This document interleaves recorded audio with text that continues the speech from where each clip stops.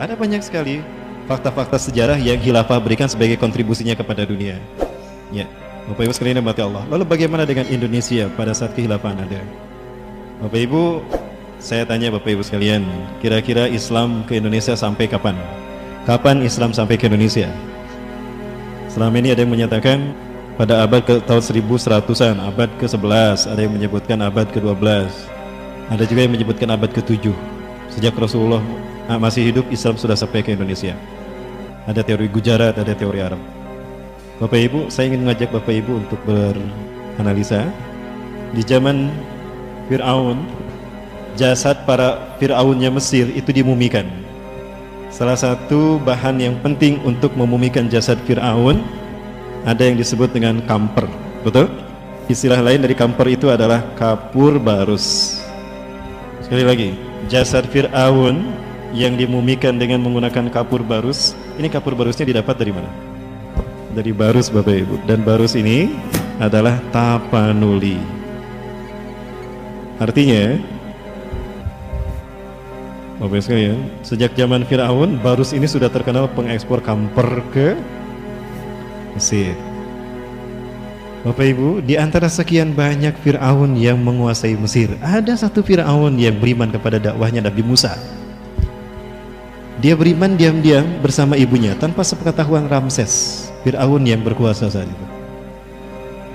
Siti Aisyah dan anaknya, putranya yang sama-sama hampir seusia, lebih tua Nabi Musa, yang juga dianggap adik oleh Nabi Musa, dia beriman juga. Namanya Amnihotep. Orang Barat atau Hollywood menyebutnya Imhotep. Itu sebetulnya orang beriman. Itu adalah satu-satunya keluarga Fir'aun yang masuk Islam bersama Aisyah. Aisyah meninggal karena dipecahkan kepalanya oleh Fir'aun, kan? Mereka beriman kepada Allah lewat dakwahnya Nabi Musa. Amnihotep kemudian berganti nama menjadi Akhenaton. Akhna artinya hamba, ton artinya Tuhan. Dalam bahasa Arab ini diberi nama Abdullah. Ternyata Allah mengangkatnya menjadi nabi dan rasul. Jadi ada nabi dan rasul yang Allah utus dari keluarga Fir'aun. Buka dalam Quran surat Al-Mu'minun. Wa qala ar-rajulu alladhi yaktumu imanahum. Dan berkatalah seorang laki-laki yang menyembunyikan imannya min ahli Fir'auna, dari keluarga Fir'aun. Dia orangnya. Dialah yang kemudian menjadi Fir'aun, menjadi penguasa Mesir setelah Fir'aun Ramses tenggelam. Dia rubah Mesir menjadi Islami. Dia rubah Mesir menjadi bertauhid. Saat itu ditentang oleh Ra, dalam kurung Horus. Ya. Horus kemudian bekerja sama dengan Ra, maka lahirlah Lahorakti. Ya, ini menyerang Akhenaton. Maka Akhenaton kemudian mengungsi ke Amnatra. Ternyata pun diserang. Padahal dia sudah membangun istana yang bernuansakan tauhid. Hingga akhirnya dia pergi meninggalkan Mesir, mengembara dari satu ujung ke ujung dunia. Dari ujung barat dunia ke negeri matahari terbenam. Dari matahari terbit. Di mana negeri matahari terbenam? Nah, Bapak sekalian, di dalam surat Al-Kahfi Allah menyebutkan dakwahnya Zulkarnain. Nah, ini kemudian diberi nama Zulkarnain. Kenapa disebut Zulkarnain? Zul artinya yang punya. Wallahu Zul Fadlil Azim. Dan Allah yang maha mempunyai keutamaan yang agung. Zu artinya yang mempunyai. Kornain dua tanduk. Jadi Zulkarnain itu yang punya dua tanduk. Kenapa? Karena orang-orang Mesir, raja-raja Mesir, walaupun kepalanya pelontos, tapi ada rambut yang diuntun di sini, kanan kiri. Makalah seperti tanduk. Karena punya dua, jadi Zulkarnain. Nah, Zulkarnain Allah perintahkan dakwah. Dia dakwah dari negeri matahari terbenam yang ada lumpur hitamnya. Syekh Hamdi bin Hamzah Abu Ziyad melakukan penelitian bahwa ternyata tempat yang disebutkan dalam Al-Quran yang terdapat lumpur hitam itu adalah Maldives. Maldives. Dan negeri matahari terbit itu ternyata bukan Jepang. Dia bernama Kiribati. Nah, ini Kiribati. Australia, New Zealand, Papua, ada New Zealand di atas dan ada Kiribati. Ternyata ini New Zealand. Di Kiribati ini dan di Maldives itu banyak orang-orang Islam dan mereka kenal kepada cerita Zulkarnain. Ada yang menyebutkan ternyata silsilah mereka nyampe ke Zulkarnain. Ini Maldives, negeri matahari terbenam yang ada lumpur hitamnya, dan ini Kiribati. Berarti dia mendakwahkan Islam dari sini sampai ke sini, terus ke Eropa, sampai ke Cina, mengurung Ya'juj Ma'juj, membuat Cina masuk Islam. Jadi Cina sudah tersentuh tauhid sejak zaman Zulkarnain sampai dakwah ke Eropa, sehingga dunia ada dalam genggaman dakwahnya, dan dia kembali ke Mesir. Artinya salah satu jalur dakwah dari dia adalah melewati jalur ini kan, melewati jalur Nusantara. Itu dakwahnya Zulkarnain di zaman Nabi Musa. Jadi Islam menyentuh Indonesia sejak kapan? Sejak zaman Nabi Musa alaihissalam. Nah, ini sejarah yang baru Bapak. Itulah alasan kenapa Indonesia mayoritas Islam. Kalau memang Majapahit dan Sriwijaya lebih dulu, harusnya kita mayoritas Hindu dan Buddha, betul? Harusnya, faktanya mayoritas Islam. Berarti yang dulu menyentuh Indonesia siapa? Islam, Bapak. Dan ini adalah salah satu kontribusi Khilafah Turki Utsmani kepada Indonesia. Ya, Khilafah Turki pernah membantu Aceh dan Indonesia pada umumnya dengan dikirimkannya pasukan perang terbaik. Ada para ahli senjata api, ada penembak ulung, sniper, dan juga para teknisi perang untuk mengamankan wilayah yang bernama Asy-Syamatirah. Dari sini kemudian saya cari jejaknya. Ternyata nama-nama pulau di Indonesia itu nama-nama Islam. Umat Islam yang memberikan nama. Sumatera itu berasal dari kata Asy-Syamatirah. Asy-Syamatirah artinya mahkota. Syamatir, jadi Sumatera. Tapi kalau orang Sumatera gak bisa menyebut Sya, jadi pakai sin, Sumatera. Dari kata Asy-Syamatirah, mahkota. Jawa itu bahasa Arab Al-Jawu, tempat yang tinggi dan dingin. Maka diberi nama Jawu, tempat tinggi dan dingin itu Jawu. Kayak Taif itu Jawu. Mau kemana bro? Mau ke Jawu Taif? Tidak ada dahib ya, nggak Jawi Taif. Mau ke Jawa Taif karena tinggi, karena panjang, dibagi tiga sama para ulama. Ada Jawa Syarqiyah, Jabil Gharbiyah, Jawi Syarqiyah, Jabil Gharbiyah, Wusta, Syarqiyah, Jawa Barat, Jawa Tengah, Jawa Timur. Kalimantan, tanah daratan yang berawa. Baru Naun, jadi Barnau, Borneo. Makassar, tempat yang terpecah-pecah. Dari kata Makassara, Kassara yukasiru, memecahkan, tempat yang terpecah, Makassar. Maluku dulu namanya Jaziratul Muluk, karena di sinilah para raja-raja Arab tinggal karena indahnya kepulauan ini. Maka diberi nama Jaziratul Muluk. Portugis datang diganti jadi Maluku. Papua Nugini dulu namanya Biladun Nurul Islami, datang Portugis dan Belanda diganti Papua Nugini. Padahal dulu namanya Biladun Nurul Islami. Alhasil Bapak Ibu sekalian, sebetulnya siapa yang memakmurkan Indonesia pertama kali sebelum ada penjajahan? Penjajahan terjadi di fase yang keempat, di masa hancurnya Turki Utsmani. Saya ragu, betulkah Belanda menjajah kita 350 tahun? Tidak. Nah, ini dokumentasi. Turki Utsmani pernah memberikan surat pengangkatan Pangeran Diponegoro sebagai Khalifatul Turki Utsmani ing Tanah Jawi.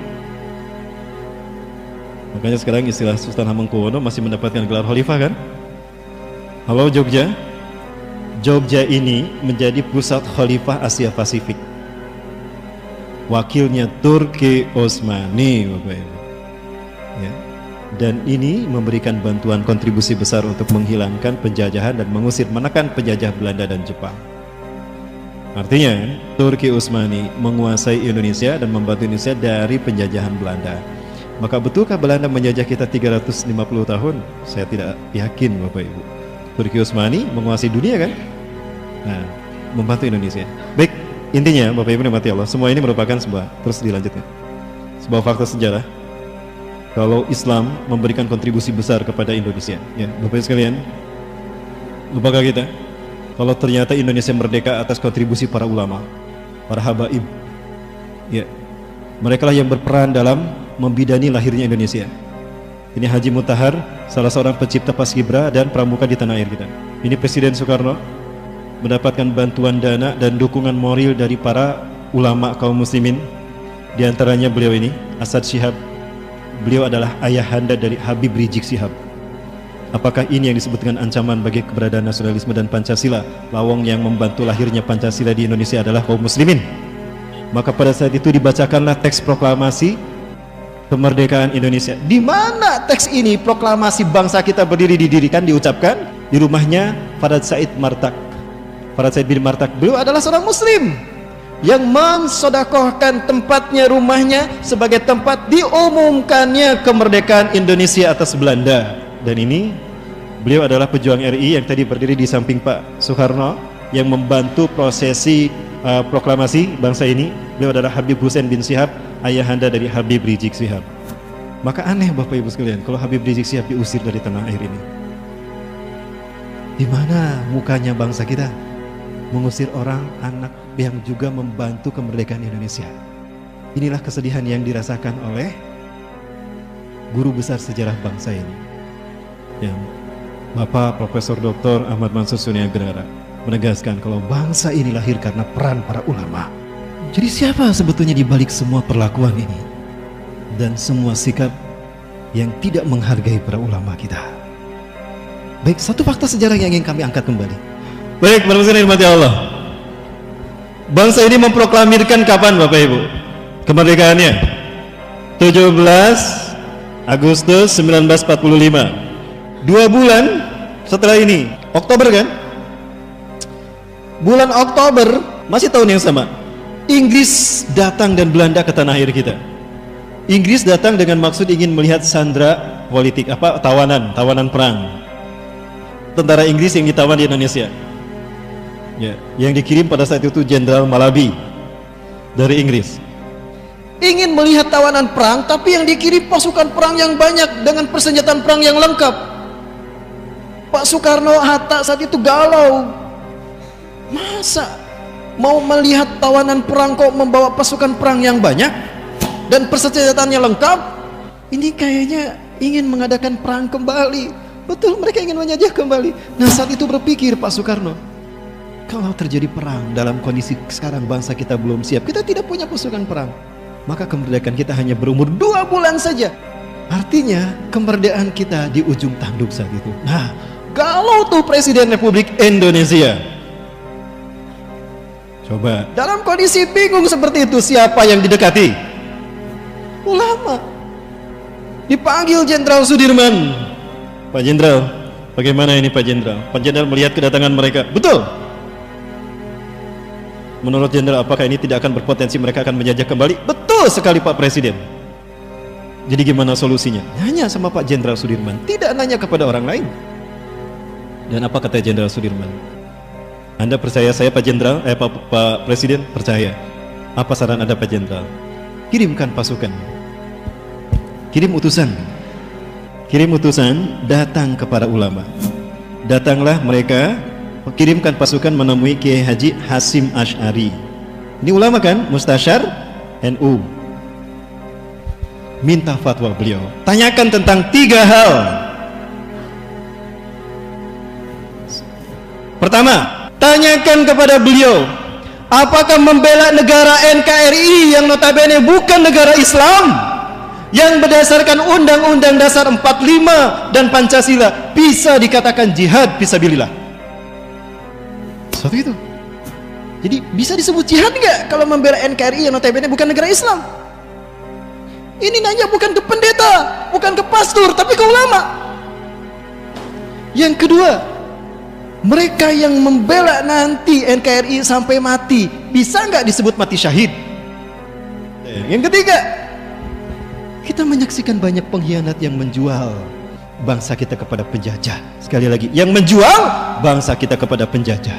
Boleh nggak mereka dihukum mati karena merugikan negara? Demi Allah, ini yang ditanyakan ke ulama, bukan ke pastor, bukan ke tokoh komunis. Saat itu ada tokoh komunis, tapi bukan mereka yang ditanya. Karena tahu siapa yang memerdekakan bangsa ini. Bangsa ini lahir dari kandungan siapa? Maka jika saat ini khilafah dikatakan ancaman, ngaca bro, ngaca. Hei, maka apa yang terjadi? Jawaban Kiai Haji Hasim Asy'ari, pendiri Nahdlatul Ulama yang berjenggot itu. ya, yang sekarang dipimpin oleh yang anti jenggot. Beliau memanggil semua ulama seluruh Jawa dan Madura, termasuk dari Jawa Barat, dari Cirebon dan Banten. Ada pesantren Kiai Haji apa tuh, dari pesantren Buntet Cirebon, datang diminta pendapat mereka. Hasilnya lahirlah resolusi jihad NU. Dan ini yang kita butuhkan, 3 fatwa resolusi jihad NU. Yang pertama, perang melawan kolonialisme Inggris dan Belanda demi mengawal NKRI dari penjajahan mereka. Itu jihad fisabilillah. Yang kedua, mereka yang gugur dalam perang membela NKRI dari penjajah Belanda dan Inggris itu mati syahid. Yang ketiga, para pengkhianat yang membuka pintu para penjajah datang ke tanah air kita demi kekayaan mereka, itu wajib dihukum mati. Ini kemudian disampaikan kepada Bapak Presiden Soekarno dan itu diterima. Maka diumumkan dalam radio. Salah satunya yang mengumumkan adalah siapa? Bung Tomo di Surabaya kan. Ini membangkitkan heroik semangat heroismenya kaum muslimin Indonesia. Maka saat itu ternyata betul tuh, Inggris dan Belanda berkhianat. Di Jembatan Merah terjadi konflik pertama, maka terjadilah perang saat itu. Dan alhamdulillah Indonesia bisa diselamatkan.